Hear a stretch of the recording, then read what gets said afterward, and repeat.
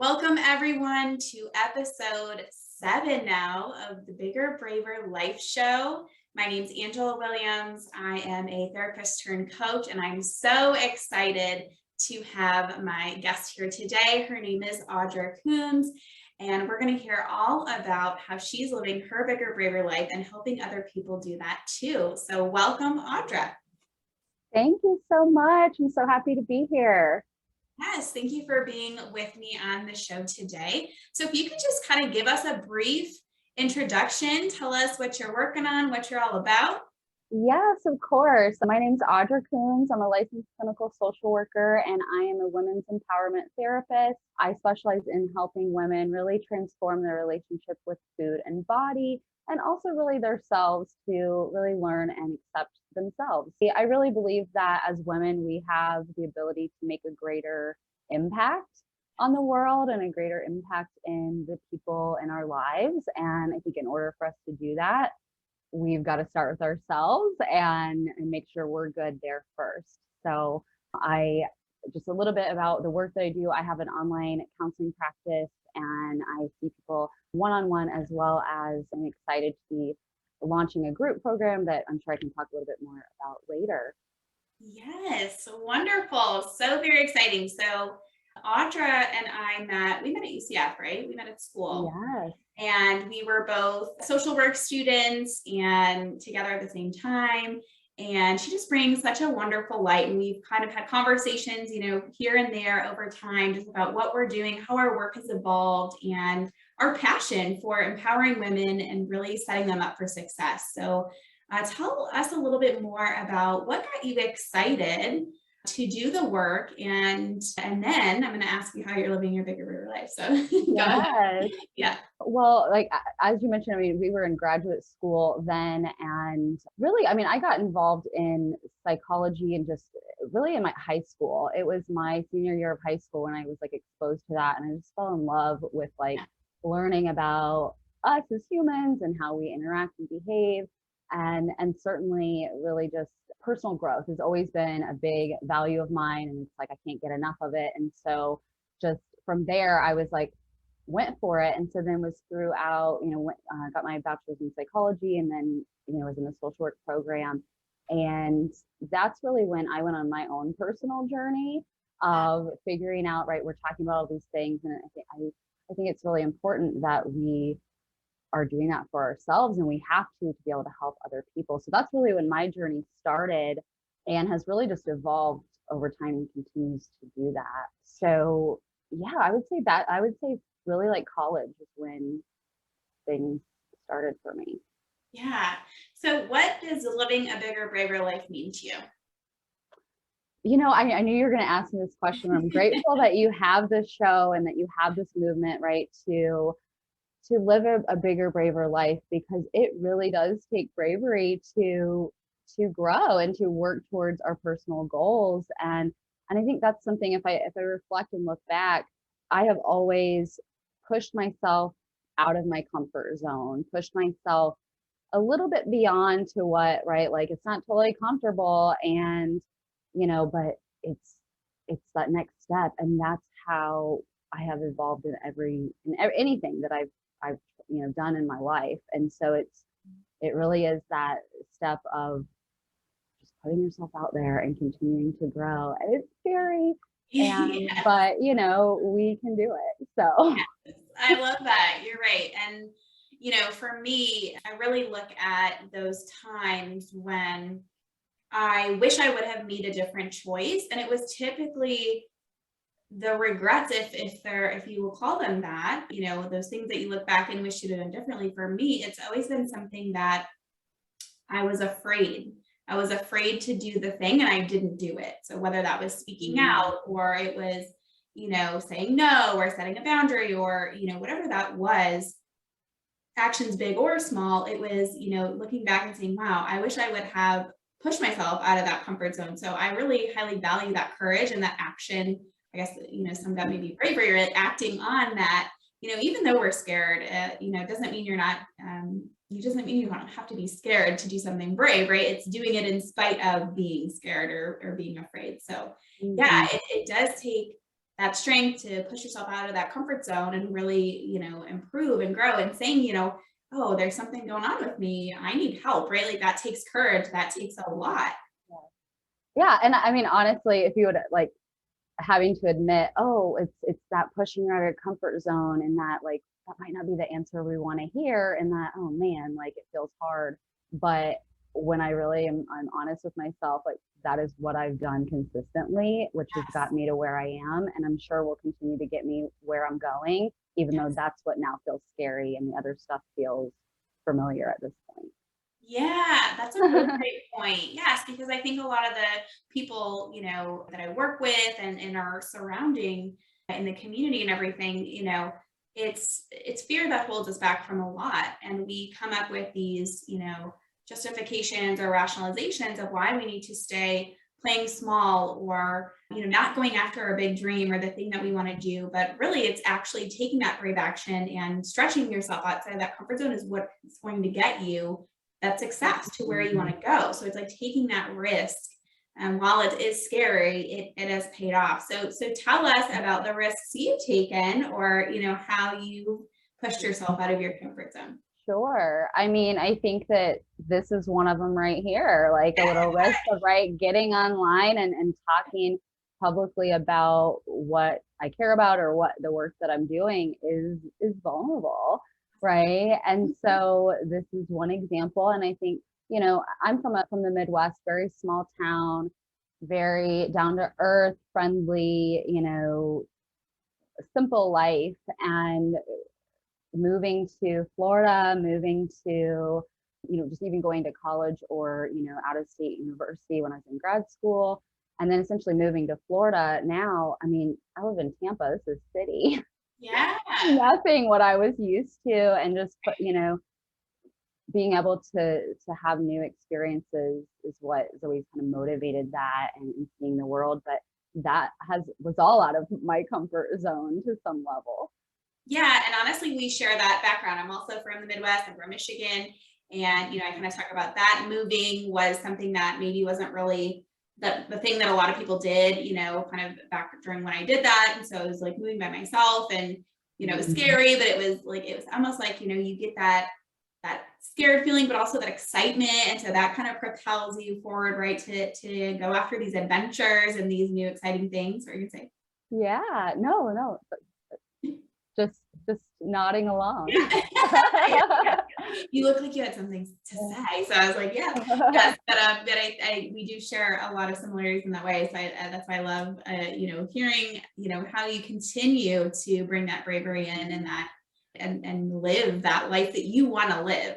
Yeah. And I think even just to talk a little bit about the work I'm doing, I'm primarily working with women who are ready to, transform their relationship with food, stop fighting with it, stop fighting with themselves about their bodies, things like that. And that takes courage and takes, effort, right, into making those reflections and those things. But it's totally worth it. And that also, just talking a little bit about my personal journey started in college. I mean, I went through my own experiences with food and having disordered eating, and really just that perfectionism piece that I have to be perfect or eat, trying to eat perfectly, and it doesn't serve us well. And so going through that own experience myself, and then, really, it was something I wanted to do for others, but at the same time, it's something I'm like, oh, I'm not going to be that person who has that thing, that problem, and then does it for, other people, where it's totally kind of backwards in that the mindset, like everyone has their own personal journey or something they're connected to. And then if you're able to grow in yourself, you want to share that with other people. It's kind of naturally evolved into this. And then, I started working in therapy, doing therapy in different positions, not specifically with eating disorders and body image and things. And it's just a naturally evolved to that. Like I started helping women with it, seeing the results. I'm like, how can I not do this? Yeah. How can I not share this? Because there's so many people who are in need of the information. Absolutely. And you touch on some of those beliefs that we have to be perfect. And I think, that's one of the things I talk about a lot with women is, I think we're socialized to be perfect, to be, small and quiet and pretty and all these things, right? That again that's not who we are, right? Like we can be those things, but it like puts us in this like unrealistic box and it Mhm. doesn't feel good, right? And so then that really kind of can spiral and really cause us to have this really negative and unhelpful self-talk that can really, drag us down and impact our behavior, Yeah. in so many ways. So tell us about, maybe an example of a client success story or something that you were able to see a transformation through and how Mhm. and how to kind of apply some of those principles.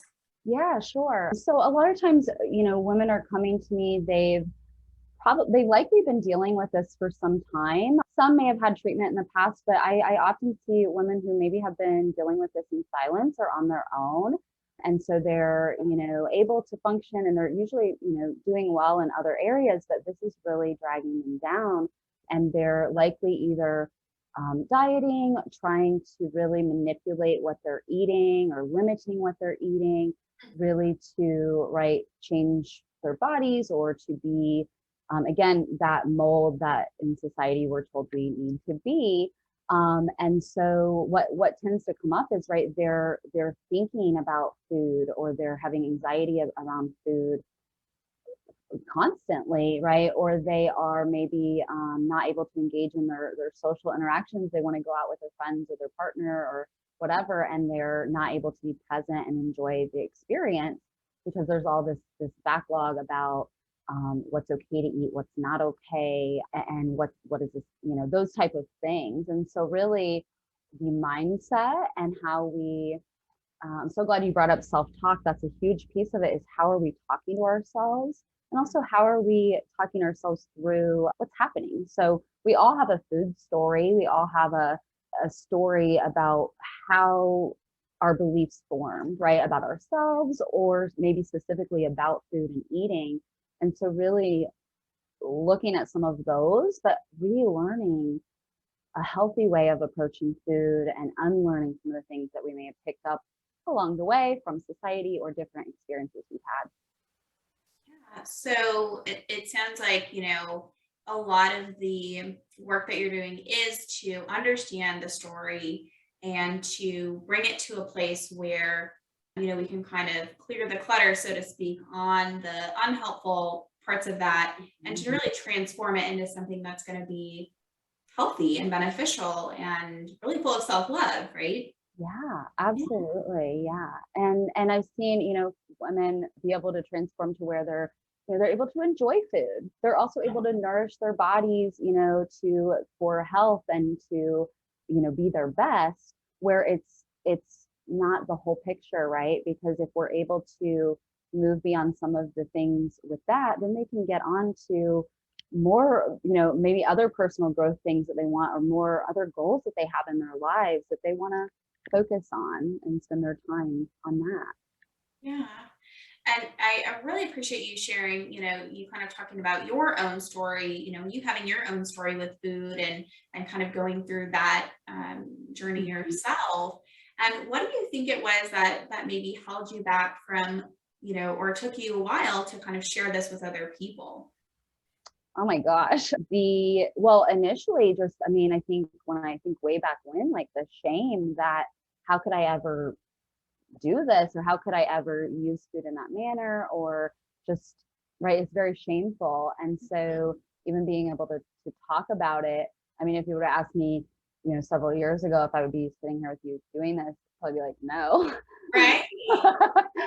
But so knowing that there a lot of people struggle with this and also the reasons behind it, which is super empowering. And that's the part I like to bring in when we have the information that it's not just me or something, it's really, there are some specific things we can look at that helps us view things differently.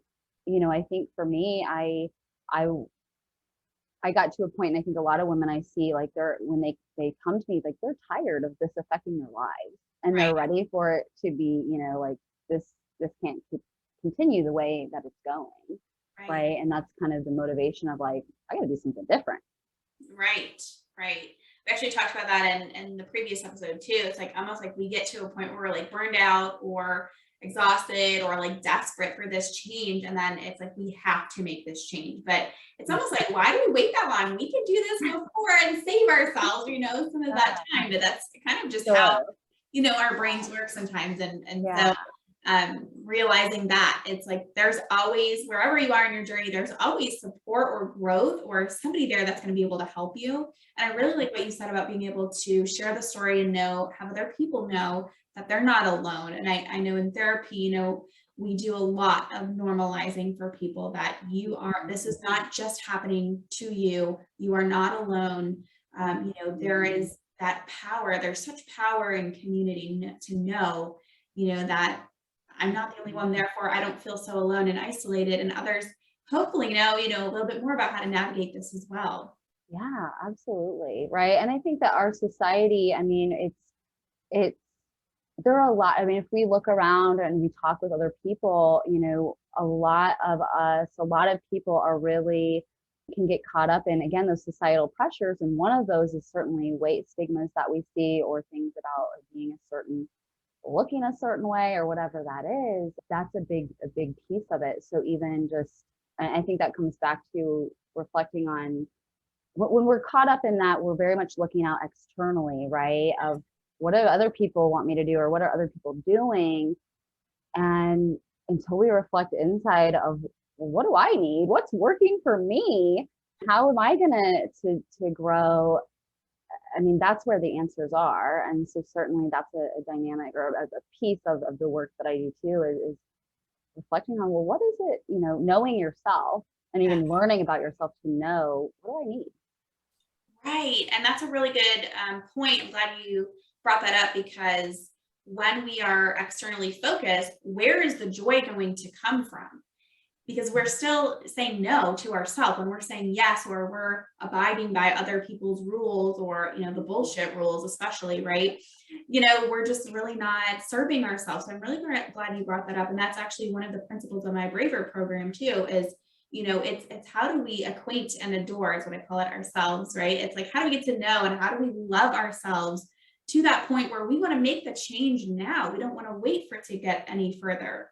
How do we, tune in and bravely say, I'm going to do what I want to freaking do, and you guys can suck it. You know what I mean? Like, that's the goal, right? It's to be secure of yourself in that way. Yeah. And that's hard to do, right? And I think all of this comes in layers, and evolving. When I think even about my journey with food or accepting my body, I mean, it was in layers of, I was maybe working on things throughout, where part of the obstacle is, okay, I got through that. And then, another one, another layer of that. And I think that's with anything, when we look bigger picture outside of food and body issues, is that as long as we're alive, we're always growing, right? We always have the opportunity to grow and change. And so there's going to be layers of growth. Right. Right. Yeah, that's a really good point too. I have a lot of clients, that I think maybe more so in the therapy space, but they're kind of like, okay, like, hello, we've been working on this for, a couple of months. Like, where's the change? Right. It's kind of like, so you're right. I mean, the layers happen in such a way that it might take a little bit more time than we think. It's not just going to happen, overnight most of the time, right? Right. So being able to look at those wins and look at the growth, no matter how big or small, look at the progress. That's so important too, to help us kind of motivate to continue to go forward.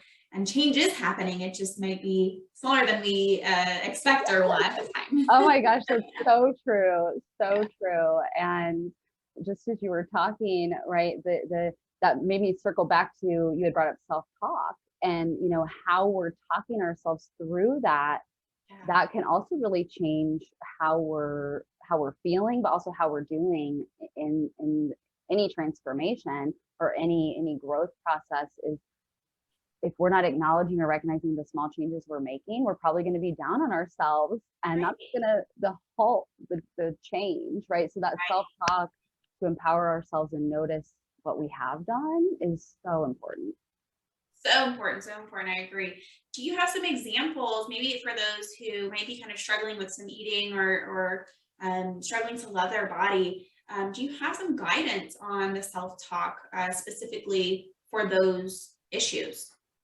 Sure. I think there's so many things I could say with self-talk, but I think just focusing on looking at how am I viewing food? What are my beliefs about food and my body? So that recognizing what that is, because if it's something where maybe I'm really viewing things as there's only good or bad, maybe I'm putting things in labels, Right. it's not allowing us to see that all foods have some value, right? I mean, we all need food to survive and live. And so when we start manipulating that or changing that, it really affects us psychologically, physically, emotionally, all those things.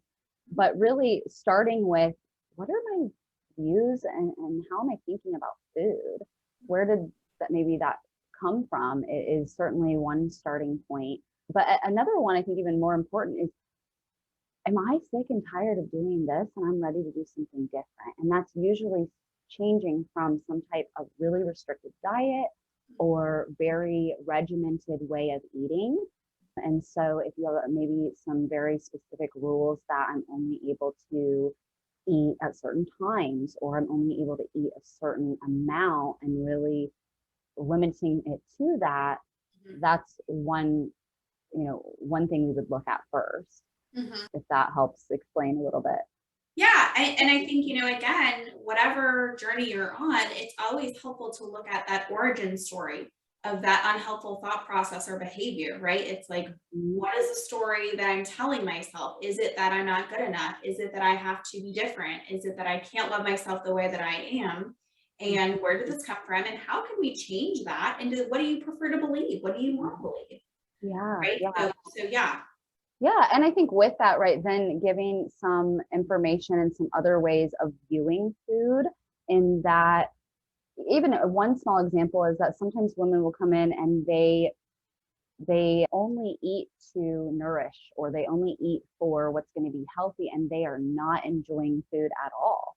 Yeah. There's no enjoyment factor at all. And so that's, just recognizing that food is there for our nourishment and to fuel us, and it's also there to enjoy. And if we think about food and how we use that, I mean, we do that in celebrations for birthdays, we do that in celebration of holidays, gatherings, funerals, right? In every emotional space or connection to people, food is involved.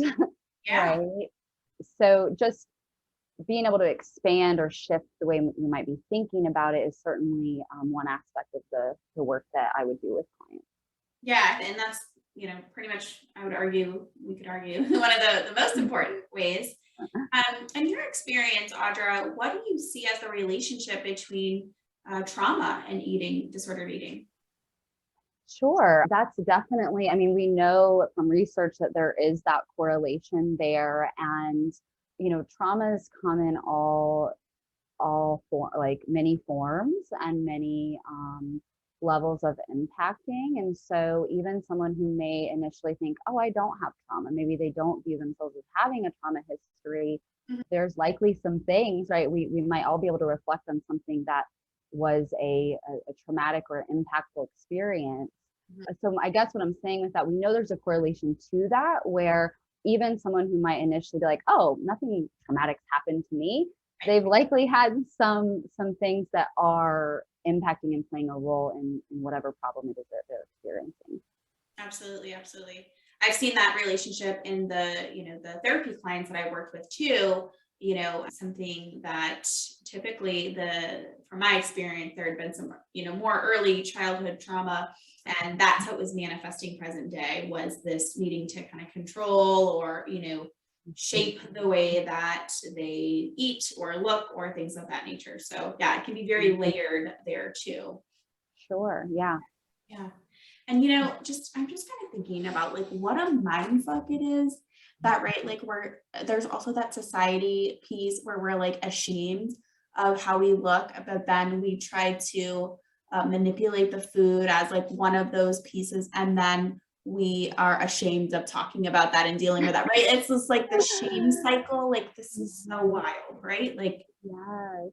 Right. And that just makes me think of another point of, right, then when we think about respecting and accepting our bodies, but a big part of this usually is, how am I moving my body? How am I exercising? Because often, if we're having some concerns with food or body image, we've been manipulating that in a way where exercise becomes this thing that has to be done, that's very forceful or not enjoyable, instead of something that rejuvenates us or makes us feel good or meets us where we're at. And so that's something with exercising. Maybe one day, yeah, I want a really, high intense spin class, but another day, that's not what I want. And I want to walk, or I want a yoga class, whether that's a gentle or one that's a little bit more intense. And knowing how we move our bodies can also serve us for what we're needing in that moment. And it's not only, it really isn't an exchange for what we had to eat that day. yeah, yeah.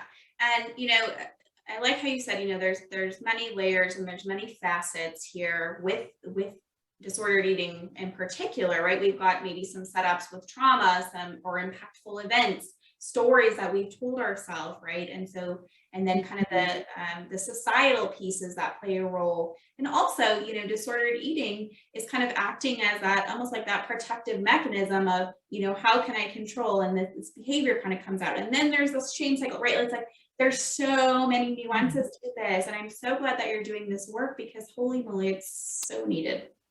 Yeah, yeah. And I mean, and that's part of it too. I mean, I think I spoke earlier on the gap of, this is affecting all ages, all genders, and I primarily work with women and also ethnic backgrounds too. And so the idea that it's only looks a certain way or only something specific is simply not true. And I think going back to that gap, and some people may have gone through treatment, or that this is something that they have had support, but there is a big population of people, I think, and women who might be experiencing this where they haven't, ended up going to treatment or having that, or maybe that's not even what they need because that's a higher level, but they are needing support, information, guidance, and how to navigate these things. Absolutely. And what would you say to anyone who maybe is concerned or wants to change their relationship with food or the way that they view their body? I don't know, if advice or encouragement, what would you say to them right now? Yeah. I would tell them, I would want to remind them, like, you, again, right, and this sounds maybe a little cliche, but you're not alone. Right. And, other people, we know how to overcome this. We know how the tools and things that we need so that this isn't a problem anymore, and so even thinking about, I could live and this not be the problem, this would not be a concern for me. Yeah. It's possible and it's worth it. It's definitely worth it. And yeah, I feel honored to be able to give a space for women to come in and to go through this process and cheer them on, right? Cheer them on when they're succeeding, and support them when things feel tough. Yeah. And again, thank you for sharing all of this. And I'd love for you to tell us a little bit more about kind of the ways that people can work with you and or maybe other therapists, depending on where they are in the world. But yeah, tell us how they can work with you, what kind of services you provide, things like that. Yeah, sure. I think I mentioned I'm in Florida, so I am able to work with anyone in the state of Florida. And I offer one-on-one counseling sessions via video, very similar to this. So one-on-one is an option. And I also am launching a new program. It's called Feel Good with Food. And it is a 12-week program specifically designed for women who are ready to make this transformation and really make peace with food once and for all. And so that program is starting in February. And so if people are interested, they can go to my website. It's audracoons.com. And there will be a free class where people can come in, get a little bit more information and see what it might be like if they were to join that program. So that is coming up in just a few weeks in February. So I hope everyone will check it out. Yes, thank you so much. That's wonderful. And if you're, kind of thinking about back to you when you were nervous to share your experiences or your stories, and maybe we've got some other folks who maybe they have a calling on their heart to share or to help others with this, or to even help themselves with this, what might words of encouragement or anything else? I know you kind of said you're not alone, but is there anything else you want to share with them? Yeah, go at your own pace. And again, I think this speaks to, looking inward and knowing yourself of what's going to work for me and not getting caught up in what everybody else is doing, because knowing, when I'm ready, how to pace myself and when to approach things is important. And so, and I'm kind of a gal who likes to take her time. I usually am, think through some things, before acting, sometimes too much. But, and so go at your own pace and, and get support, get somebody who has some expertise, is able to support you, and do it. Yeah, do it. Go for it. And I love Go that. for it. Yeah, I love that. It's really about, again, getting that almost permission from yourself to take that action that you need, to get the support that you need, to look and listen inward of, what is it that I need right now? What is it that I can benefit from? How can I move forward with, just the best path, right? Going further, the best path in mind. And we got to get out of our own way, right? yeah, that's really true. I know that's used a lot, I think, too, but it's the truth of the matter. Mm-hmm. And, I think when there's that comparison and that external, noise, and that's another thing I talk about in my program too, is when we listen to all of that external noise, it's really hard to tune into our own messages that our system, our brain, our body are sending us.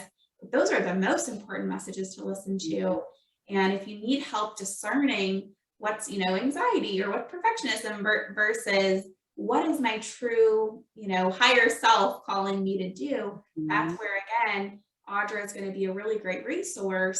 And I love that, we talked about how this growth can happen in layers. So maybe your first stop is Audra. Maybe your next step is a coach, right? Maybe it's chatting with me after to continue that and go after your bigger, bigger life. So it's really helpful. I actually was tuning into another entrepreneur's kind of messaging, and he was sharing, I think some of the millionaires that he's interviewed have all said, go to therapy. If you are a business owner, right, or doing some things that are really serving folks, like go to therapy, clear your stuff, do your homework, kind of heal, and that will make you really a better, business owner, leader, whatever that may be. Yeah, for sure. Right. We all can do our own personal growth work. We all have things that we can reflect on, and really, and that it's totally acceptable, right? We need a therapist, a coach. Like, I know between the two of us, like, having coaching support and things is super important. And it's like, we don't need to shame ourselves for that. Like, that's what's going to help us succeed. Yes, absolutely. And really coming out better on the other side of that, right? So, it might be scary to start and do and commit to and be vulnerable and be seen by somebody else, but you really do gain so much more than not, right? Going through that process. Yeah. That's I thank you so much for having me. I'm so grateful just to have the opportunity to be a voice and share more, and hopefully other women will hear this and feel inspired or some empowerment. Yes, perfect. So thank you so much, Audra, for being here. And you would like folks to reach out to you via your website? Yes, yeah. If you go on my website, you can either register for the free live class, or you can also book a consult. Reach out to me. There's a few different ways, but it's everything will be there. And then also just knowing that you do support folks outside of Florida, needing a resource or kind of a support for that, the Alliance for Eating Disorder Awareness It does have a lot of information and resources where people can find a provider local to them, or maybe even join in on a group if that's, because there's virtual as well as different areas. So that's the Alliance for Eating Disorder Awareness.com is another resource. Great, thank you. Yeah, so we'll put all of that in the show notes too, so people can have great access to that. So again, wherever you are on your journey, we wish you the best. Feel free to reach out to Audra, reach out to me, whatever you need, we're here for you. And thank you so much for tuning in to the Bigger Braver Life Show, and we will catch you in the next episode.